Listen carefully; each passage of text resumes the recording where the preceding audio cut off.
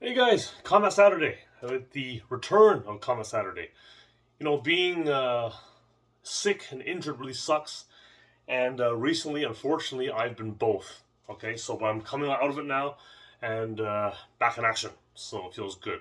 My toe is still not quite 100%, but it's good enough that I can start doing stuff again. Okay, in some form. And I'm hoping that later this week I'll be completely back to normal. Okay, so what do you do, right? Shit happens. Okay, so what I wanted to discuss today was parrying and blocking, okay, and what the purpose is of each one and why you use it, okay? Um, so I will say that parrying is, well, okay. First of all, what is a parry? What is a block? Okay, a parry is a redirection, okay. So something comes in and I get it out of the way. I'm now sending it over there. That's a redirection. Okay, a redirection. Okay, a block is you're stopping it cold. All right. So you like an elbow block, right? A little block here, a cat catching it, right? This kind of thing. That's a block. So you're stopping it cold, and then a parry is a misdirection, a redirection. Okay. So yes, if you can parry, now there are a few different levels of defense. The first best defense is to simply not be there. Okay, evasion. That's the best. If you can't do that, then parrying is next best. And last but not least is blocking. It's the least desirable method of defense, but you still need to know it. Okay, because there's gonna be times when it's just too late. Okay, and you have to get something out to stop it. It's either that or you take the hit. Okay, so it's just too late. All right. Um, Another thing of defense is simply having your hands and body in a good position to start with. You don't have your chin jutting out like that. Okay, don't have your hands down here. Right, chin down, hands up. Okay, all right. So that's the thing. So your general guard, whether it's with fists or open hands, okay, you need to have one hand um, a bit closer to your face and one hand a little further extended. Okay, and you're a little open here. This allows you, so you're not like really tight here. This allows you a bit of more, like you get some more power and also more defensive options and things. Okay, okay. As of when you're in very close, and this is one of those misconceptions about Wing Chun. When you're in very close and you already have bridge contact, then you're gonna be right on center. But at that point, you already got the contact. You're right here, so everything at this range. I mean, here's my opponent's face here. Okay, everything is all really close. Okay, so at that point, um, the advantages that having an open guard would give you no longer apply at that range. Okay, that's why again so many people misunderstand Wing Chun and things because it's a close range system, and most of it is done from already having a point of contact. Okay, if you understand that, then when you see the way the hands are positioned and things, then it makes a bit more sense, right? But if you're at any kind of a distance, it's not going to work that way. All right, it has to be changed. All right, so parries, basically, I've covered before. We have the different gates, right? So you want to either get out of that gate, right, with a slip or a roll or duck, whatever, or you can, you know, just put something there, all right, to remove from that gate, okay, to remove the attack from that gate, okay. So, and one thing with blocks and parries is you don't want to make very large movements. Now, we do training. We train with larger movements because we want to understand the energies involved and the angles. That's what it's for. In reality, you want to be much tighter, okay? So, the first one, parrying, is going to be what we call pak sao. So, one, two, three. So, notice I'm not actually doing that, like sideways. I'm actually going forward. Because if I'm going forward, there's a few things. It looks like a palm strike, right? Okay, basically, yeah, a palm strike. Now, when I'm going forward, if something's coming in and I occupy that center, then that attack is now going over here. I don't need to redirect it over here. I just need to miss me by this much or something of that. Okay, so just here. That's called paksao. Okay. All right. So you basically got parries going toward the center and parries going away from your center. Okay. So there's the first one, paksao. Straight ahead toward the center. Okay. You also have something called jumsao, which is a bit lower. So here, so something comes in here and bang, bang, bang, bang. I'm going forwards and downwards, forwards and down. I'm not going at that. It's going forwards and downwards, forwards and downwards. Okay. All right. Then you've got outside parries. Okay.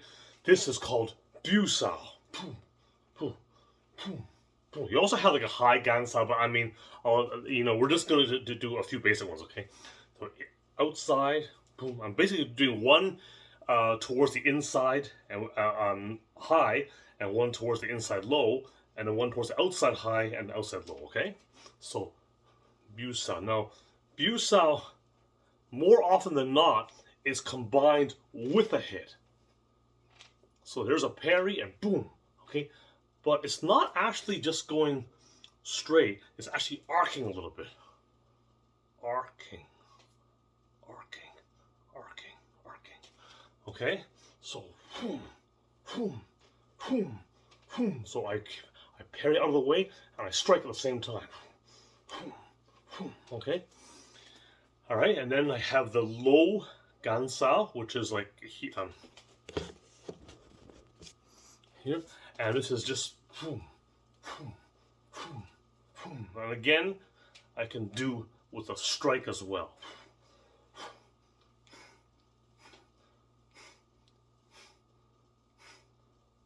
Okay. Same thing with the jumps I did earlier, right? I can also do a strike as well. Man, paksao, do pakda, right? Okay.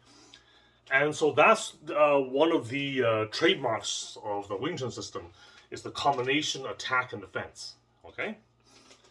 Now, like I said before, we don't want to make the moves very, very large in a real situation. We use this in training, so we understand, the energies. But in real situations, if I'm doing a paksao, it's just gonna be a little thing of that, right? A little thing of that.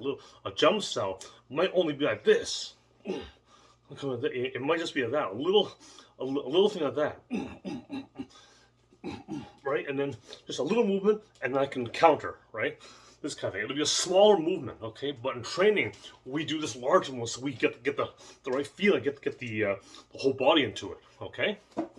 That's the thing. So once again, we have a paksao, right, towards the front, the center, right? We have this jumsao down, forward and down. We have the busao, arcs a little bit, and we have gansao. Okay, those are the different parries, the redirections. Okay. Then we have blocks.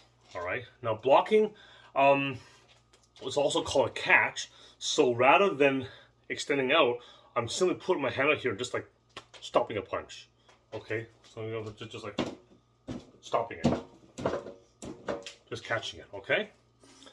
And that's the thing too, and that works also because sometimes you don't have time, just comes in, boom, right? Maybe that makes the most sense, boom, right? Catch, punch, catch, attack, right? Catch, counter, right? Okay, all right. So there's that one. There's the catch, and then we have the various blocks and things. The various blocks, generally speaking. Having good elbows, that's really what it's all about. Okay, so first one is the helmet block. We call it helmet block. Okay, now you can have your hands here on the forehead, on part of the head, right? Hands here. You can also just cover it like that with your over hands here. Over hands, cover it like that. Here. Exactly how you do it, it depends. It depends on where the attack is coming from, but you're basically just shelling up. You're covering your head, but you're not blocking your field of vision. Okay, it's a shell. Okay, a shell, and again, it's impossible to cover every inch of your head, but depends on where the attack is coming from, and then you would block accordingly. Okay, so there's a shell. There's also a side head block. Now, a lot of people with a side head block, what they tend to do is they tend to only bring a hand up here. Well, if you do that, you're still pretty open. So when you do that, cover your ear. Okay? Cover your ear. Cover your ear. And there's also a little turning of the body too. Turning of the body too. See? Okay. Not only that, but that elbow. I mean, hell, if you time it right, you know, he can hurt his fist on your elbow. Okay. Okay. So there's that. There's that shell. There's a side head block. There's also one we call Dracula. Some people call it Rob the Bank, and it's bringing the elbow up here. Bring it up here. Okay. Here. Here. Or another one too.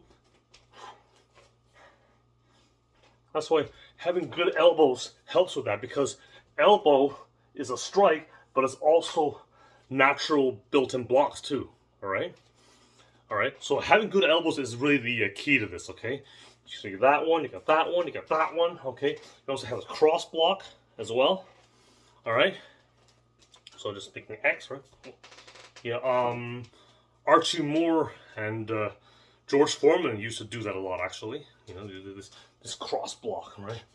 Or here, okay? You can do that as well. Got to be careful though, because if you do that, relying on it too much, you're leaving yourself exposed here. So only bring it up for a second, and then bring it back down, okay?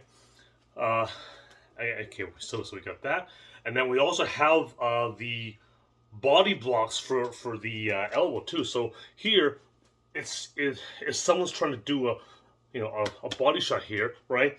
It's combined with the turning of the body and bringing the elbow down to take it here on that part, okay? And the rotation of the body. But look what happens here. If I turn this way, this hand is loaded. If I turn this way, then this hand is loaded. Right? See, so every defense you do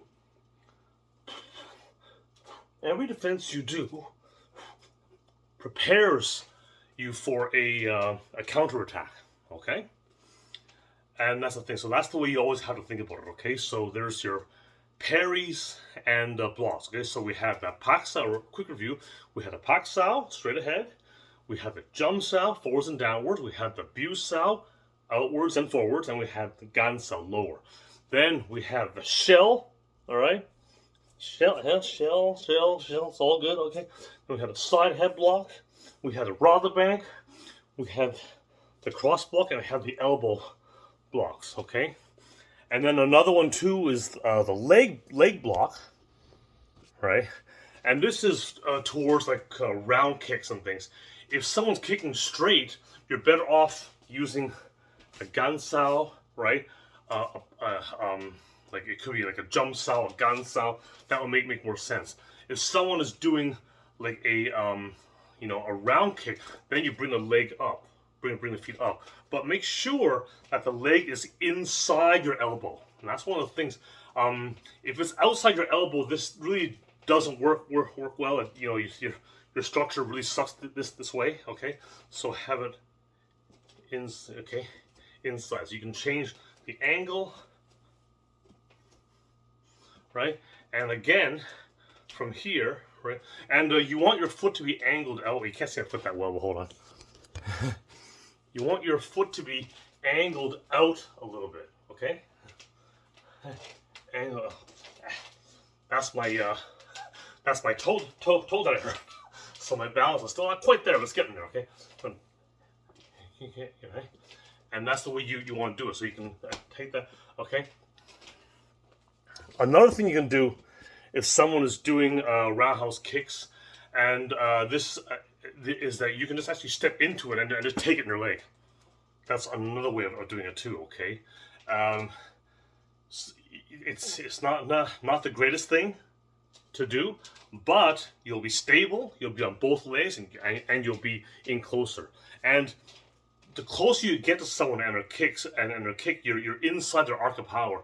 It's not going to hurt you as bad, okay? And sure, I mean, you'll take some punishment, you might be bruised a bit, but then again, that's why we do the body conditioning, to toughen things up. So like I have my wooden dowel here, right? So I'll come on here and I'll do this kind of thing.